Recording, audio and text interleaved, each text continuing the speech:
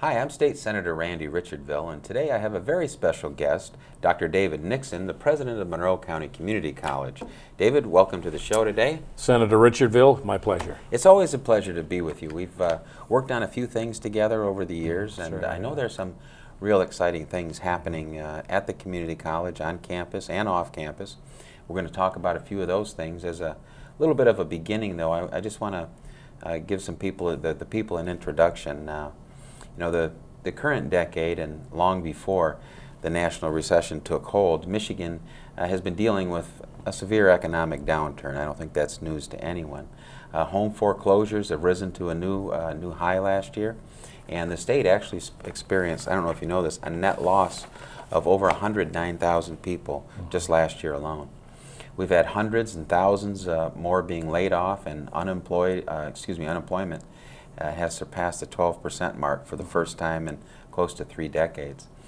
Today we're going to be learning about the role of Michigan's community colleges as we seek to move away from a 20th century economic model that's been anchored by manufacturing and heavy industry to one that's more diversified and reliant on a highly skilled and educated workforce. And as we noted earlier, my guest today is Dr. Dave Nixon, the president of Monroe County Community College, and we're going to talk a little bit about the role of Monroe County Community College and community colleges in general as it relates to the economy and getting the state of Michigan fixed and back on track.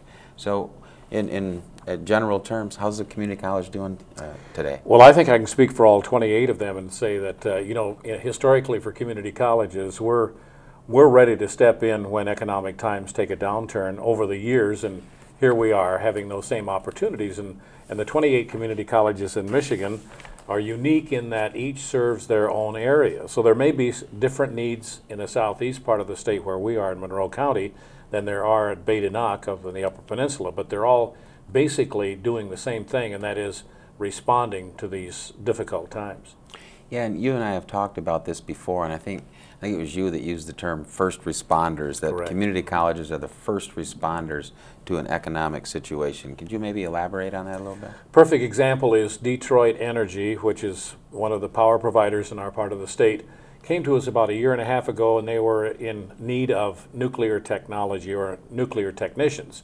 One of the reasons is they're not getting them out of the Navy like they do, and that would be to work at the Fermi nuclear plant in Monroe. So our faculty and staff worked with them to develop a curriculum to offer that program. And the reason why it's important to note that all community colleges do this, just like that, we were able to respond to that local need, develop it quickly, and just last Friday night, our first students graduated out of that program, the nuclear technicians. Well, you know, that's great, and it does show that we are the first responders, so to speak. Now, back in the fall, I did some work with the Energy Committee in helping to put a comprehensive energy package together. And part of that package will be not only tripling the amount of renewable types of energy that we produce here in Michigan, but also allowing the existing plants, the existing companies to maybe build new plants. One in particular would be the potential of a Enrico Fermi Power Plant number 3, located potentially in northeastern Monroe County. Would the community college be responding to those needs as well? Monroe County Community College is doing that at this very moment. The faculty have been working with them on a curriculum for what's called a heavy construction specialist certificate that's tied directly to construction work at Detroit Energy. Now, there's plenty of construction work currently with the power plants, with the coal plants, but we're anticipating that the application is going to be successful, and when that happens, that will open up more jobs. Yeah, as the auto industry has been struggling, of course, and about half of the jobs in the auto industry have disappeared. As we move into the 21st century, especially here in Michigan, we have to start looking at other industries. How about any of the newer technologies? Are you doing any work teaching any of the, you know, there's windmills, there's biotech kinds of things. Are you getting into that kind of thing right now? We're looking at all of those. Currently, the people that are responsible for that at the college of looking at the curriculum that's going to be most applicable to where we are, because our plans include, as you know, the development of a new career technology center, and that will be a green facility teaching the emerging technologies, including wind and the others. But while that's going on, something that your audience would be interested in is that some of the folks that have worked in the automobile industry are already coming to the community college successfully and launching new careers. And the example is a young man by the name of Jeff Pratt, who had come out of the Ford plant. He had been with Ford 15 years as an accountant, had a bachelor's degree in English, by the way, and went to work as an accountant at Ford, and took the early buyout and the tuition and came into the Monroe County Community College nursing program. Now, what's great about that is a rigorous program, and obviously focused on that career. He was successful enough to graduate just recently and is out on his first nursing job. So it's a whole new career for them. I wish he was here to tell the story because he tells it much better about what he went through.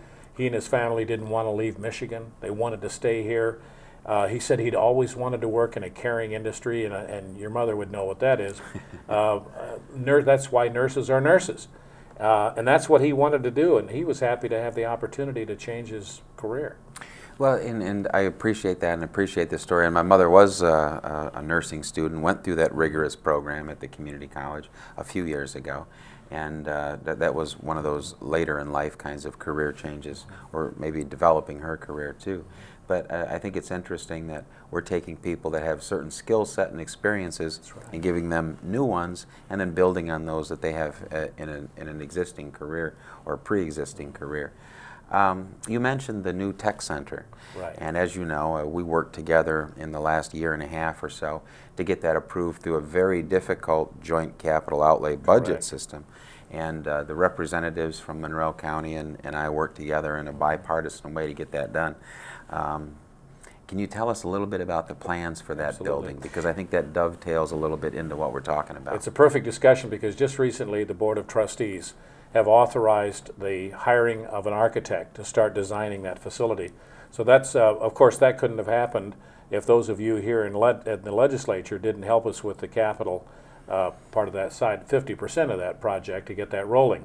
But what's unique about this program is, again, regarding our previous discussion, Detroit Energy needed welders. Now here was a time when I thought maybe robotic welding was going to be the trend.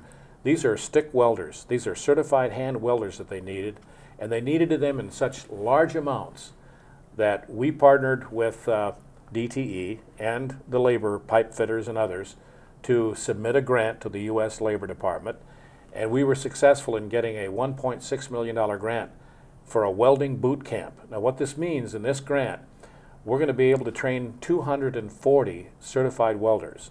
We'll have 2 welding classes running side by side in 10-week programs to turn out all of these welders that are needed.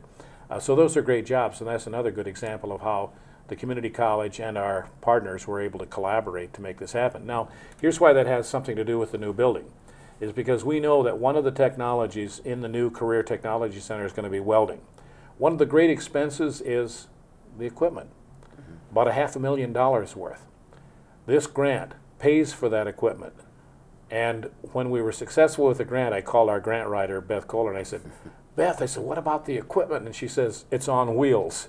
So this equipment we'll be able to use for training those welders, and then when the facility is open, we can roll that right into that new facility. So that's equipped one lab already. Great. Beth is awesome, and you know, the success of the last building that we got, one that I got to be personally involved in, going back to about the year 2000, 1999, 2000, I don't know. We just had a fun night at the Performing Arts Center, the Meyer Theater, Lazy Boy Center. I think you were there. That's correct. It was the Monroe's Biggest Idol that raised money for Big Brothers Big Sisters. What did you think of that show? It was tremendous. I thought the MC, could have jazzed up his act a little bit. Yeah, he's got some challenges, doesn't he? No, I thought you did a great job. And I thought the judges were terrific, and it was a great night of family. If you looked up in that crowd, there were a lot of families there. It's just a wonderful event, and I'm sure it'll be an annual successful fundraiser. Well, I think this is the 3rd one now, and each one there's a little bit more, there are a few more people there. The talent has always been good, and discovering some of the talent that's in Monroe County was kind of fun, at least for me. Did you enjoy the acts quite a bit as well?